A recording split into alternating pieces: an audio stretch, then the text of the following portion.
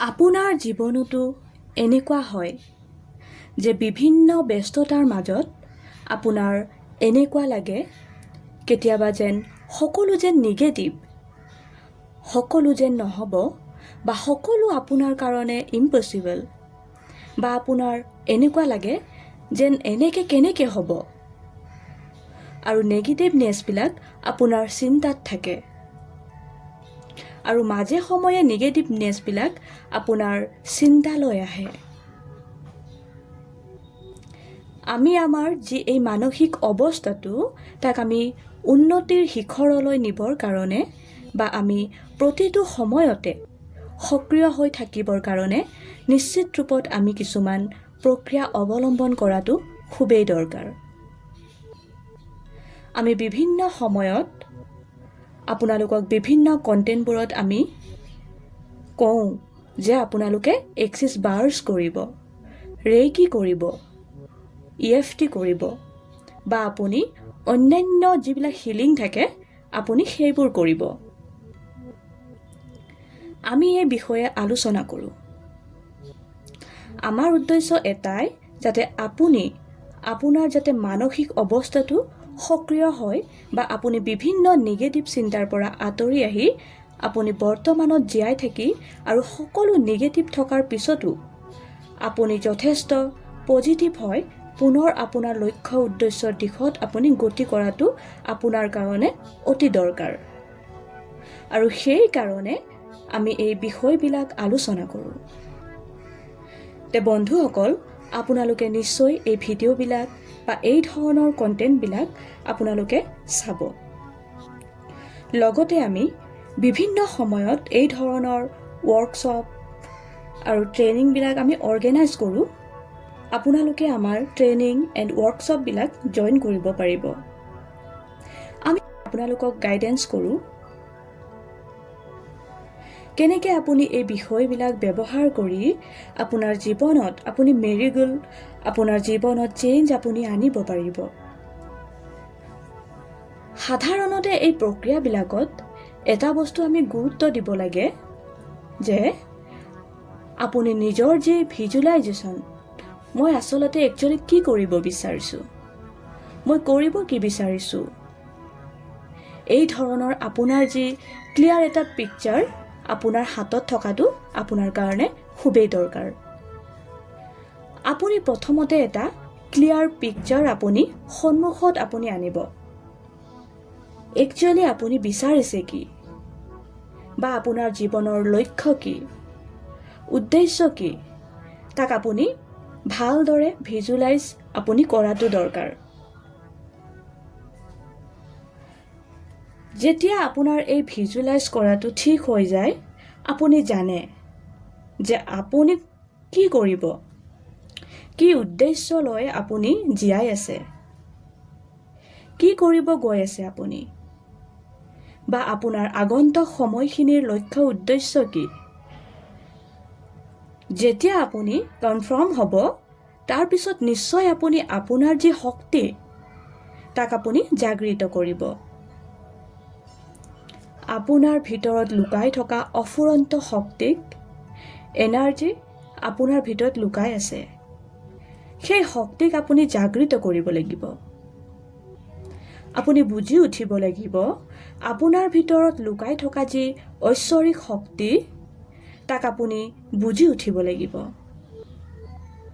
আৰু যদিহে বুজি নাপায় বা যদিহে সেইটো সমৰ্থ নহয়, তে আপুনি নিশ্চয় আপুনি অভ্যাস কৰাটো দৰকাৰ।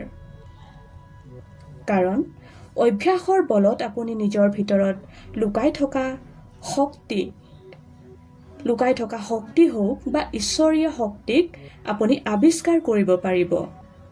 আৰু নিশ্চিত ৰূপত আপুনি আপোনাৰ আগন্তুক সময়খিনিক অধিক শক্তিশালী আৰু অধিক প্ৰাণৱন্ত আপুনি কৰি তুলিব পাৰিব। এটা কথা নিশ্চিত যে আপোনাৰ জীৱনত সমস্যা আৰু নিগেটিভনেছ থাকিব, কিন্তু এই সমস্যা আৰু এই নিগেটিভনেছৰ পিছত আপুনি জীয়াই উঠিব লাগিব, জীয়াই থাকিব লাগিব, আৰু নিশ্চিত ৰূপত আপুনি আপোনাৰ জীৱনৰ অৰ্থ আপুনি নিৰূপণ কৰিব লাগিব।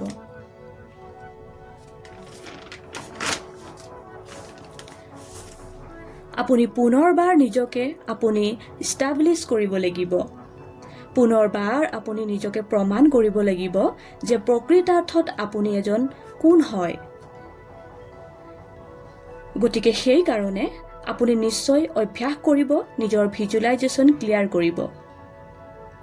আৰু তাৰ পিছত আপুনি অভ্যাস কৰিব প্ৰতিদিন কিছু সময় প্লাছ মেডিটেশ্যন, কিছু সময়ৰ কাৰণে ৰেইকি, কিছু সময়ৰ কাৰণে আপুনি সপোনপূৰ্ণ কৰিব পাৰে।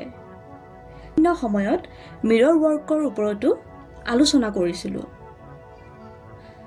আপোনাৰ কাৰণে সপোনপূৰ্ণ প্ৰক্ৰিয়াটো অতি গুৰুত্বপূৰ্ণ। সপোনপূৰ্ণ প্ৰক্ৰিয়াটো আপোনাৰ কাৰণে খুব ভাল। প্ৰতিদিন আপুনি এটলিষ্ট কিছু সময়ৰ কাৰণে আপুনি মৌন হৈ কিছু সময়ৰ কাৰণে এটা নিৰ্দিষ্ট স্থানত বহি আপুনি নিজৰ লগত কথোপকথন কৰিব লাগে। নিজৰ ইমেজিনেশ্যনটো বা নিজৰ জীৱনৰ আকাংক্ষাবিলাক আপুনি ভিজুৱেলাইজেশ্যন কৰিব লাগে। আৰু আপুনি নিজৰ ওচৰত নিজে যিবিলাক ভুল কৰিলে, নিজৰ যি ইনাৰ চাইল্ড বা যিবিলাক আমি নিজৰ নিগেটিভ কৰিছোঁ তাক আপুনি ঠিক ঠাক কৰিবৰ কাৰণে বা আগন্তুক সময়খিনি শুদ্ধ কৰিবৰ কাৰণে আপুনি সপোনপূৰ্ণ প্ৰক্ৰিয়াটো ব্যৱহাৰ কৰিব। সপোনপূৰ্ণ প্ৰক্ৰিয়াটো 4টা লাইনৰ এটা অতি সুন্দৰ প্ৰেয়াৰ হয়, অৰ্থাৎ প্ৰাৰ্থনা। এই 4টা লাইন আপুনি বাৰে বাৰে ক'ব। এই 4টা লাইন হৈছে, এই 4টা লাইনেই আপোনাৰ জীৱনত মেৰিগোল কৰে। আপোনাৰ যি ইনাৰ চাইল্ড বা আপোনাৰ যি ছাবকনচিয়াছ মাইণ্ড ই বুজি উঠে যে আপুনি আপোনাক কিমান ভাল পায়, আপুনি আপোনাক নিজক কিমান ভাল পায়, আপুনি নিজৰ ওপৰত কিমান আপুনি নিজৰ ভেলু দিছে। গতিকে যেতিয়াই আপোনাৰ ছাবকনচিয়াছ মাইণ্ড, আপোনাৰ ইনাৰ চাইল্ডে বুজি পায় যে আপুনি নিজৰ লগত যেতিয়া আপুনি কমিউনিকেশ্যন কৰে, আপুনি নিজক প্ৰে কৰে, বুজি উঠে, আৰু সেই ইনাৰ চাইল্ডটোৱে ছাবকনচিয়াছ মাইণ্ডটোকে আপোনাৰ ইচ্ছা আকাংক্ষাবোৰ পূৰণ কৰে। আপুনি বিচৰা ধৰণে আপোনাৰ জীৱনটোক গতি কৰাই লৈ যায় আৰু নিজৰ লগতে আপুনি 10জনৰ জীৱন সুন্দৰ আৰু আশাময় কৰি তুলিব পাৰে। আৰু এই জীৱনটোত আপুনি এটা সুন্দৰতম দিশত আপুনি গতি কৰিব, এটা মহান জীৱন আপুনি নিজকে উপহাৰ দিব পাৰে। গতিকে বন্ধু বান্ধৱীসকল, নিশ্চয় আপোনালোকেও এই ধৰণৰ যি ইনাৰ চাইল্ড, এই ধৰণৰ যি ইনাৰ ট্ৰান্সফৰ্মেশ্যন থেৰাপিবোৰ থাকে, আপোনালোকে আপোনালোকৰ জীৱনত ব্যৱহাৰ কৰি চাব। নিশ্চয় আপোনালোকে আশা কৰা ধৰণে আপোনালোকে ফল প্ৰাপ্তি কৰিব। আশা থাকিল যেনে মোৰ ভিডিঅ'টোৰ যোগেদি আপোনালোকৰ নিশ্চয় লাভালাভ হ'ব। পুনৰ লগ পাম অন্য এটি ভিডিঅ'লৈ। ধন্যবাদ।